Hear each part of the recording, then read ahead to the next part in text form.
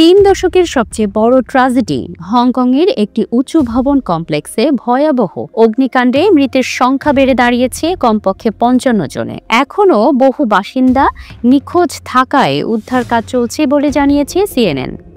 দেশটির ফায়ার সার্ভিসের সূত্র দিয়ে সংবাদ মাধ্যমটি জানায়, ঘটনাস্থলে ৫১ জনের মৃত্যু হয়েছে।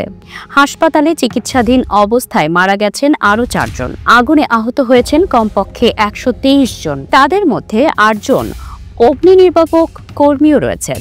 তবে কতজন এখনও নিখোঁজ রয়েছেন তা স্পষ্ট করেনি কর্তৃপক্ষ।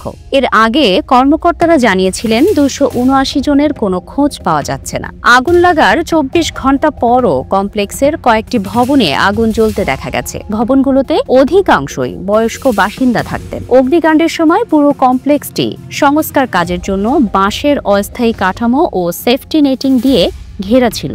ঘটনার পর ওই নির্মাণ কোম্পানির সঙ্গে যুক্ত ৩ কর্মীকে গ্রেফতার করেছে পুলিশ।